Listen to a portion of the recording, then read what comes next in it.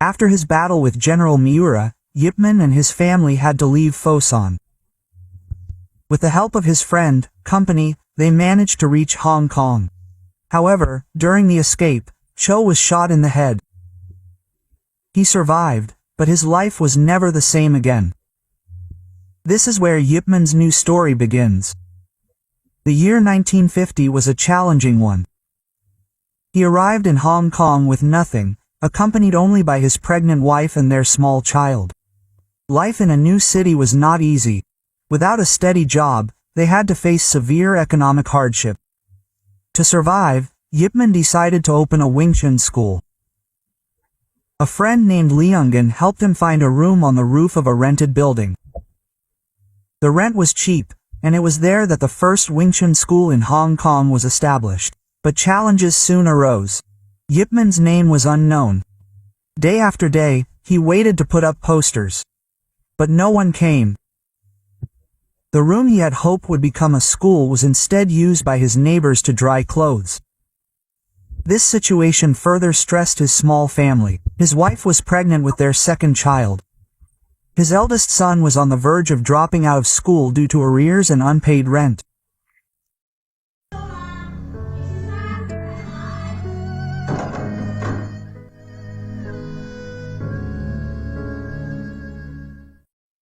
The next day, Yip Man sat back down to wait for his first student. Time passed without any certainty. His neighbor came again, asking permission to hang laundry in his training area. Yip Man naturally allowed it and even helped him.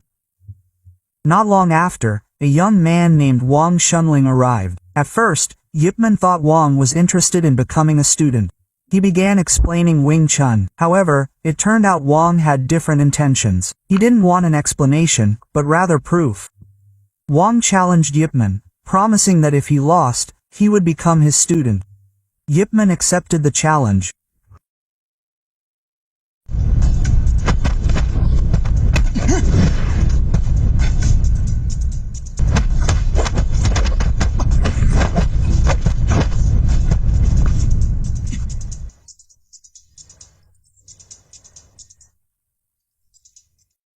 But Yip Man remained stubborn. He felt he hadn't lost yet. He didn't even know what he was doing.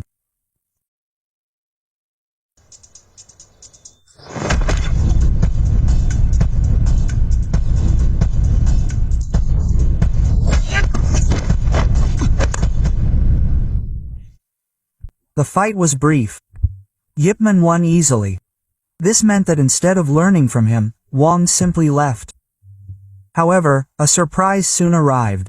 That afternoon, Wang returned, this time bringing 3 friends with them. Their goal was the same, to test Yip Man's abilities again. The fight resumed. Wow, Mansaw.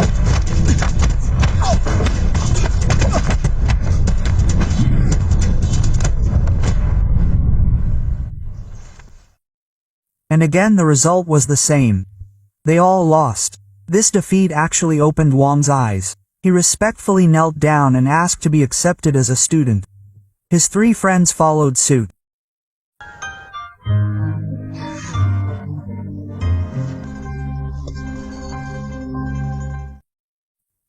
From then on, Yip Man began teaching the basics of Wing Chun to his first students.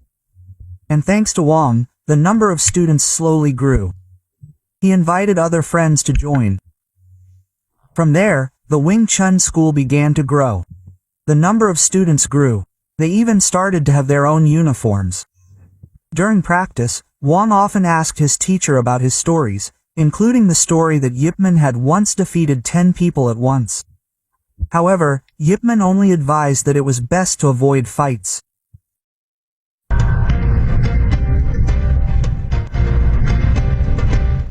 Although the number of students increased, financial problems remained. One day, his wife asked Yip Man to collect tuition fees from the students. Yip Man tried. Unfortunately, not all students could afford to pay. The post-war economic situation meant that many people lived hand to mouth. The money they earned was too little. Yip Man couldn't bear to force them. He could only try to explain to his wife and ask for patience in the difficult situation. That night, an unexpected encounter occurred. While out buying food, Yipman saw a man being beaten for stealing food. However, Yipman was shocked when he realized the man was Chow, his old friend who had helped him escape from Fosun. However, Cho was no longer the same. The gunshot wound to his head had left him with memory loss. He no longer even recognized Yipman. His son then explained his father's condition, making Yipman feel even more devastated and guilty. He realized that his friend's suffering was the result of the sacrifice he made to save him. Out of that sense of responsibility, Yipman promised to help Cho Yao's son care for his father. The next day, Yipman kept his promise. He took Yao to the newspaper office where Lihan worked. Coincidentally, the company was looking for new employees, and Yao officially started work that day. However, a new problem arose. Wang, one of Taiman's students, was putting up a Wing Chun poster. But his actions caused trouble. The poster was pasted on top of the Hung K school's poster. One of Hung K's students immediately became angry. The argument culminated in a challenge. Wang only answered briefly, "Want to know what Wing Chun is?" A duel was inevitable. A one-on-one fight soon began.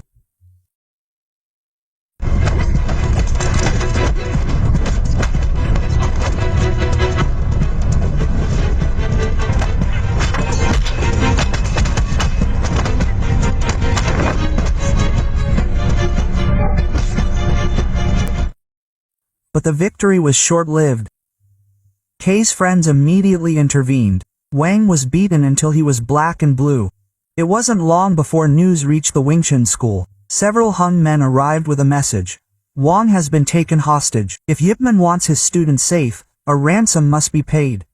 Quote, without hesitation, Yipman walked alone to the fish market, where his student was being held. There, the Hung men were waiting. Yipman hadn't come looking for trouble. He simply wanted his student released.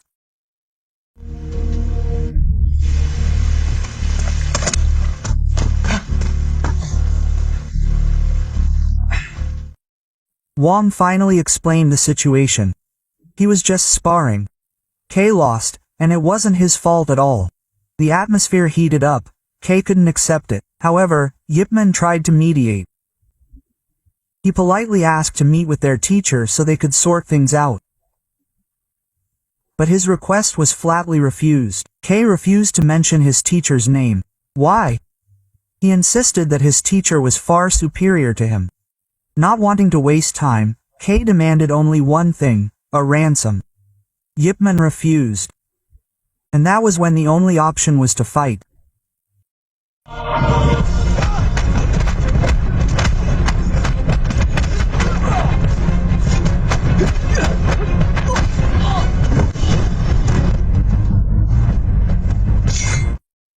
Sharp weapons were used. Dozens of men surrounded him, but Yipman remained calm. He fought back. His Wing Chun movements were fast and precise. His opponent's attacks seemed meaningless. He gripped a nearby wooden stake as a shield, breaking through the barrage of attacks until he finally managed to wrest both knives from them. The Wang's bonds were released. This action further convinced his first student that his teacher was truly capable of taking on more than 10 men at once. A moment of silence followed, the atmosphere tense. The enemy's footsteps surrounded him from all directions. Yipman whispered. One sentence was uttered, "Stay close to me."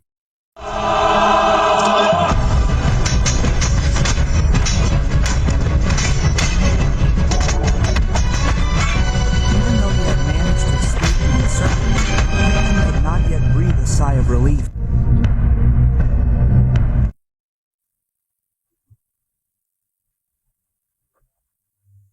From another direction appeared a familiar figure, Jin, Yipman's former enemy who had now changed sides. This time Jin actually stepped in to stop the commotion. He held back the thugs, made way, and invited Yipman to leave. However, the problem was not completely over. From a distance appeared a figure highly respected throughout Hong Kong, Master Hung. He did not come alone, but with his followers and also the police. Hung was not only the leader of the Hunger School, but also the head of the Martial Arts Alliance in Hong Kong. His presence made the atmosphere tense. Even Jin, who had been firmly blocking now, could only lower his head.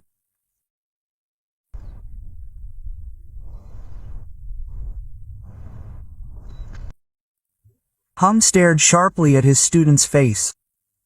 Immediately he asked Yip Man where he came from. Yip Man answered briefly, Wing Chun from Fosun. The answer was followed by an explanation. It was all just a sparring match. There was no other intention. It was just that his student Wang might have gone too far and injured Hung's student. That statement immediately made Hung furious. To him, Yip Man's words sounded like an insult. As if Wing Chun was superior to Hunger. The insult made him explode with anger. Hong insisted, Hong Kong is not Foshan. Who gave him permission to open a school? Did Yip Man know there were rules in this city? Every teacher who wanted to open a school had to prove his worth. Fight against the masters one by one. If he won, only then would he be worthy of establishing his own school.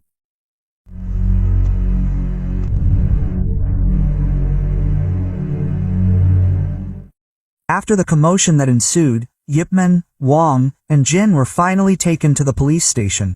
Fatso, a police officer and close friend of Master Hung, was the one who arrested them on charges of causing trouble. But behind the scenes, all of this was just part of a bigger game. That same day, Master Hung and Fatso met with Inspector Walls, a British officer known for being corrupt. Hung handed over the protection money he had collected from martial arts schools and local merchants. He also gave them the proceeds from ticket sales for Western boxing matches. This was the system that ensnared the Hong Kong masters. They could continue operating as long as they paid the foreign rulers. But this time Hung made a request. He wanted a fairer share, especially for the workers. But Wales flatly refused and even threw him out. Meanwhile, news of Yip Man's arrest reached his wife, Chung. She panicked. The police demanded a ransom. But Chung had nothing. Desperate, she sought Liungan's help, hoping for a way out. In detention, a conversation between Yip Man and Jin revealed a different side of life. Jin admitted he was deaf in one ear as a result of their past fight. But time had changed him greatly. Since marrying and having a child, he had chosen a different path. Leaving his past as a thug behind, he tried to be a better husband and father. Shortly after, Wyman's wife arrived with Long Con, bringing money to free her husband. Jin's wife followed, also ransoming her husband. Only Wang was left behind. He had no family, no one came to pay for his freedom. Liungan was also penniless. It was then that Jin showed his new attitude. He begged his wife to lend him money to free Wang.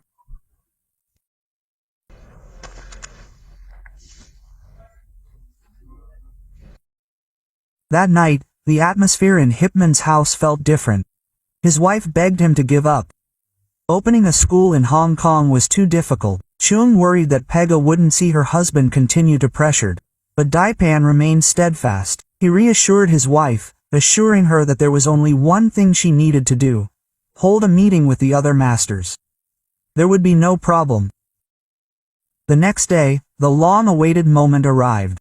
A meeting of Hong Kong martial arts masters was held. In the middle of the Wangan, a large round table was set up. The masters sat around it. Chairs were arranged upside down to mark the fighting arena. The rules were simple. Stay on the table until the incense stick burned out without falling. If successful, Yip Man would be recognized as a master and have the right to open a school in Hong Kong.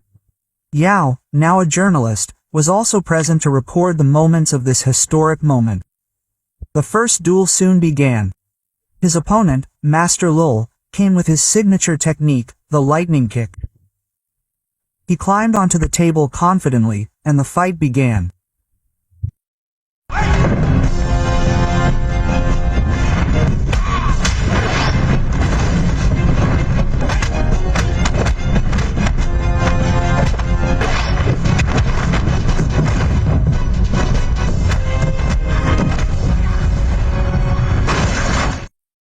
In just a few moves, Master Loa fell. Yip Man easily defeated him. The next challenger was Master Cheng. This time, he realized the man standing before him was no ordinary opponent. Master Cheng stepped up to the table, his face serious, full of concentration, ready with his signature technique.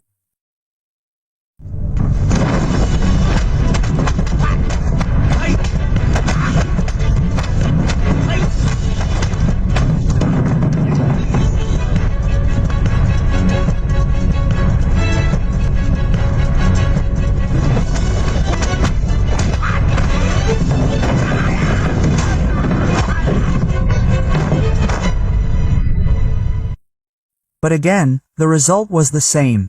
Yip Man's Wing Chun was too fast, too efficient. Master Cheng was helpless. Seeing Yip Man's abilities, the other masters began to hesitate until finally the final opponent appeared. Master Hung himself stepped forward. This was the real duel. All eyes were now intently watching. Without hesitation, Hung immediately jumped onto the table. A major duel was inevitable.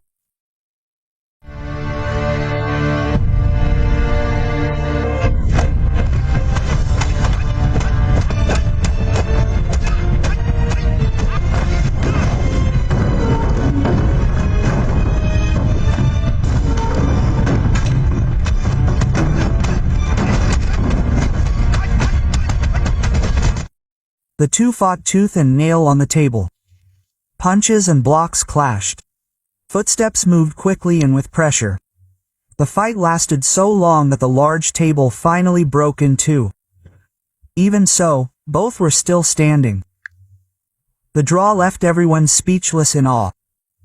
With this result, Yip Man was officially recognized as one of Hong Kong's martial arts masters. However, Hung imposed an additional condition. A monthly fee of 100 as a form of protection. For Yip Man, this was unacceptable. He flatly refused, asserting that if anyone still considered him unworthy, he was ready to face anyone who wanted to challenge him. But he would not pay the protection fee.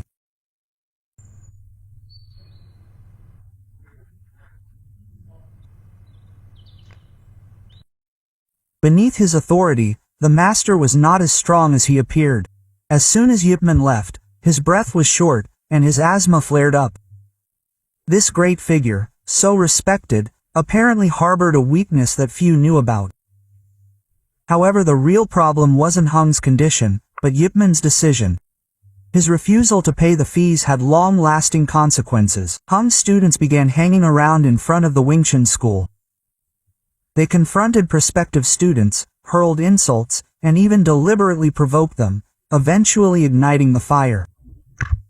Wong and his friends were provoked. Alas, words turned into clashes. Fists flew, feet smashed. The streets turned into brawls. Vendor stalls were destroyed, goods flying, disrupting the tranquility of the city. As a result, the building owner asked Yip Man to leave. The Wing Chun school closed. Yip Man lost his place. The heavy burden of life pressed even harder. But Yip Man remained patient. He didn't blame his students, but forgave them. The tension between the two masters became unbearable. Yip Man approached Hung and insisted that even if the school was closed, he would continue teaching and that he would never pay a penny. He conveyed one message: don't bother his students again. Hung retaliated harshly, accusing Yip Man of causing trouble by not following the rules. In Hong Kong, all schools can teach peacefully just because of his relationship with the West. But Yip Man had a different view. He didn't want a long debate. He made one point: if there was a problem, confront him directly. The air was tense, words no longer enough. Hung wanted this matter resolved now.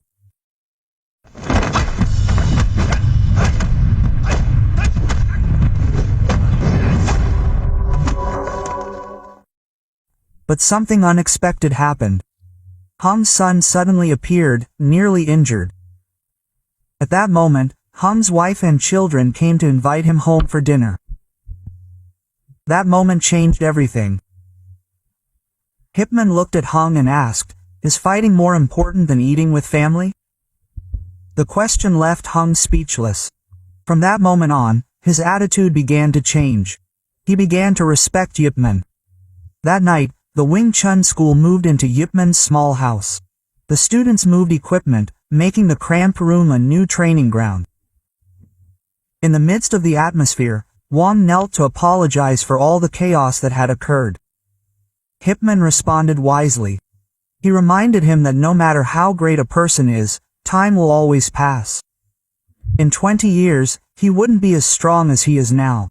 Everyone grows old. Nothing lasts forever, no one is invincible forever. A humble message emphasizing the importance of self-awareness.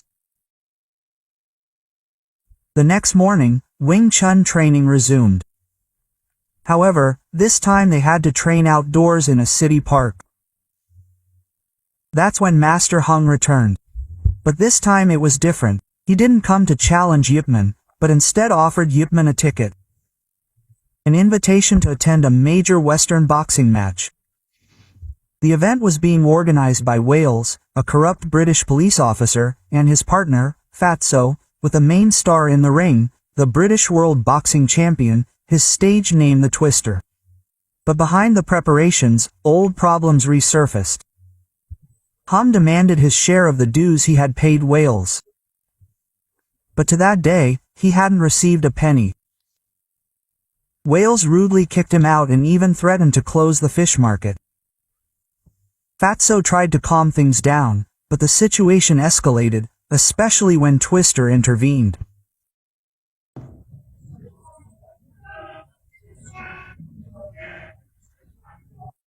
The next day, the Western boxing match officially began.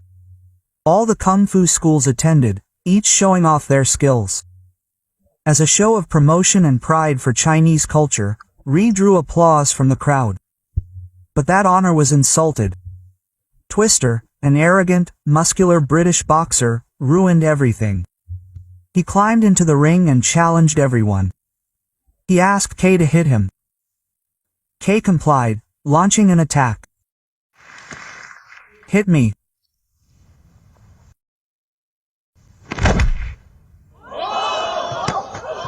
More power. Come on.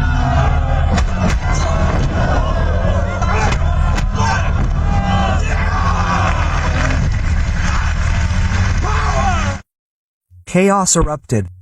Cheers turned to anger. On stage, Twister openly mocked Chinese kung fu, insulting everyone in front of him. This wasn't martial arts, but just empty dancing. The remark was an unacceptable insult. The situation became chaotic. The masters tried to stop him, but Twister wouldn't budge. Anyone who tried to approach, he beat mercilessly. Finally, Master Hung wouldn't stay silent. He demanded an apology from Blister, but the boxer refused. He wondered if this was one of those ridiculous Chinese traditions.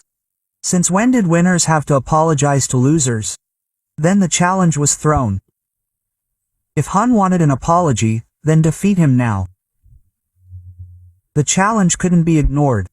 Master Hung made his decision. He would step forward to accept the duel against Twister. The arena suddenly fell silent. All eyes were on the ring. The gong sounded, and the fight began.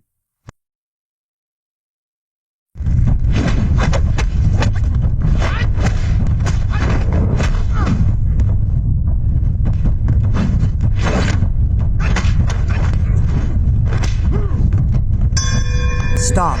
Go back. Break. The first round was intense. Hung was still able to withstand the onslaught. From the corner of the ring, Yip Man gave instructions. Don't fight head-on. Aim for Twister's biceps, a boxer's weakest point. Hung nodded, but the task wouldn't be easy. The second round began. This time the tide turned. Twister attacked with full force. Punch after punch landed late. The aging Hung began to be overwhelmed. His asthma flared up. His body staggered. His breathing grew heavier.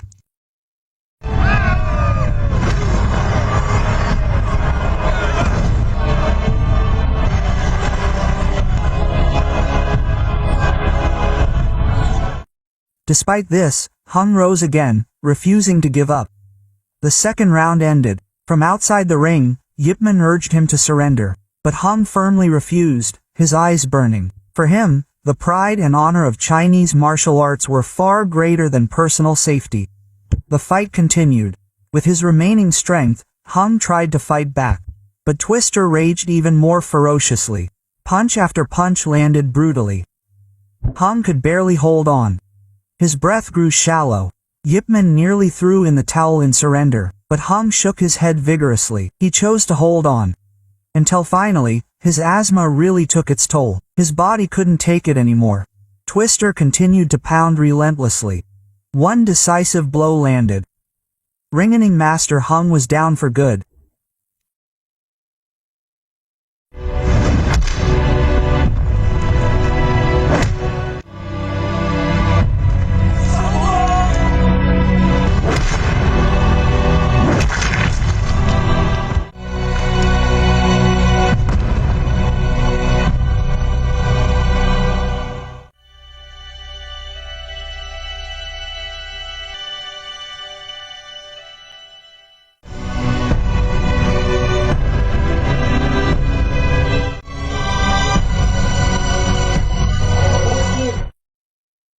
The news of Master Hung's death shook Hong Kong. For many, he was more than a great teacher, but a symbol of national pride. His passing left a deep wound and ignited a fire of anger. Dan Yip Man stood in deep sorrow. Beneath their rivalry, Hong was more than a rival. He was a friend, a man who upheld martial arts honor to the last moment of his life. Meanwhile, Walls was under pressure. His superiors had issued a stern reprimand because the public accused the British of being responsible. Cornered, Walls acted brutally. He arrested Liungen, the newspaper editor who had reported Hung's death.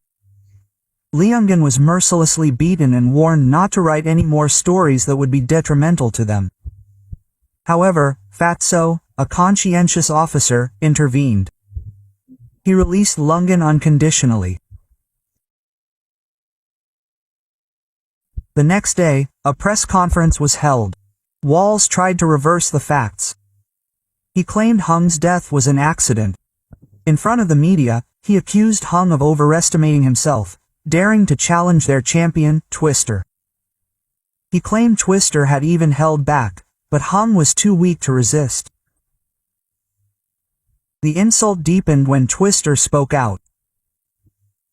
To protect his reputation, he agreed to fight any Chinese who challenged him. His taunts intensified when he mocked the Chinese tradition of using incense to mark time. He arrogantly challenged anyone. 1 against 10. He was prepared to fight until the giant incense stick burned out. But Twister insisted he would show no mercy to anyone who dared to challenge him. In fact, he was convinced he wouldn't need the incense because no Chinese fighter would dare step into the ring. That's when Yip Man's footsteps were heard. His eyes were sharp and filled with anger. He calmly said loudly, "Incense is not for telling time. Incense is their culture, their tradition, and more importantly to honor their ancestors."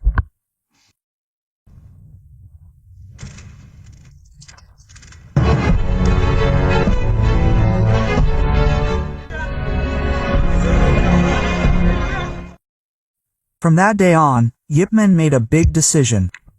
He left his wife and child at a neighbor's house. The reason was simple. He needed space, needed focus. The duel against Twister was not to be taken lightly. In that cool house, a wooden dummy was a silent witness. Blow after blow, hard, fast, without stopping. However, as sweat poured down in the training room at the neighbor's house, his wife was getting closer to giving birth. She endured the pain and chose to remain silent, not wanting her husband to lose concentration. Meanwhile, behind the scenes, Fatso began to betray Walls. He met Lion Khan. Walls' dirty secrets were revealed, corruption, abuse of power. All the evidence was in his hands. The awaited day arrived. The arena was packed. Yip Man's match against Twister was the focus of the entire city. Thousands of people listened on the radio. In the ring, Yip Man stood tall. His gaze was cold, calm. Without a word, he waited until he finally appeared full of arrogance carrying the British flag, laughing at his opponent even before the fight. He swore 2 punches would be enough to finish you.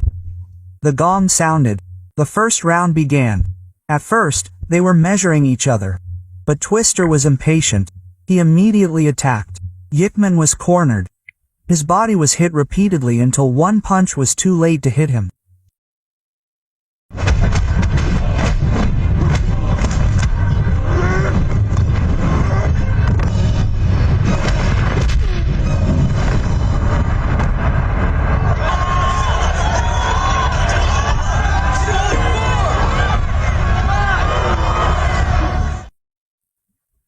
Yip Man fell, but he got back up. Slowly he began to adjust, and this time it was Twister's turn to be thrown to the floor for the first time.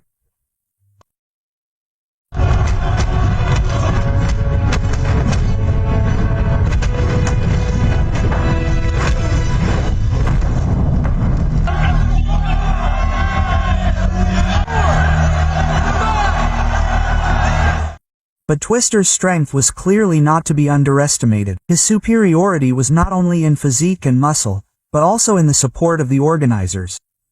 The first round should have been over, but they saw Twister attack mercilessly until the bell was rung. And indeed, Yip Man fell again for the second time. Luckily, he was still able to get up. The second round. The tempo increased. Yip Man attacked with incredible speed. Wing Chun moved quickly, faster than before.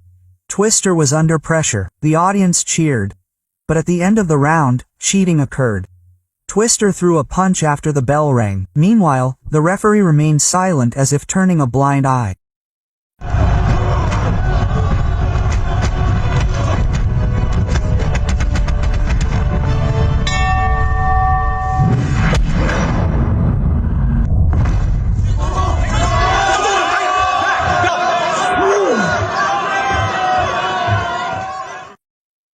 It didn't stop there. Foul play ensued.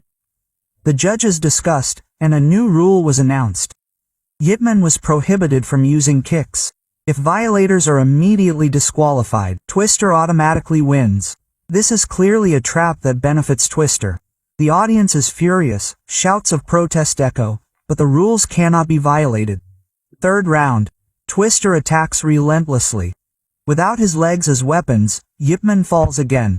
His body is crushed by a late blow, but at a critical moment, Yip Man remembers the message he once conveyed to Hung. Don't fight strength with strength. Look for an opening, look for a weakness. In an instant, the strategy changes. His Wing Chun is aimed directly at Twister's arm. Repeated, fast, sharp blows weaken the opponent's muscles and tendons. Until finally, Twister begins to lose strength. His iron fist, Pak Su before.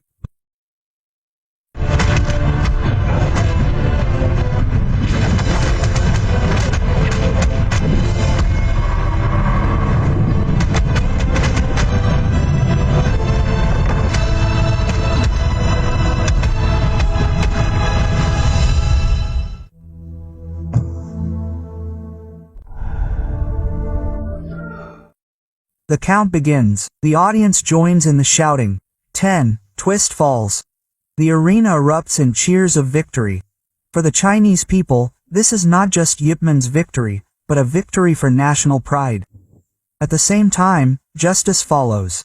The police arrive. Walls is arrested by his superiors. Corruption, abuse of power, all exposed. Meanwhile, in the ring, Yip Man does not cheer. In his victory speech, he simply conveyed a simple message. This fight isn't about who's better. It's not kung fu versus boxing. It's about respect, about mutual appreciation. Even if we're different nations, cultures, or statuses. The words echoed.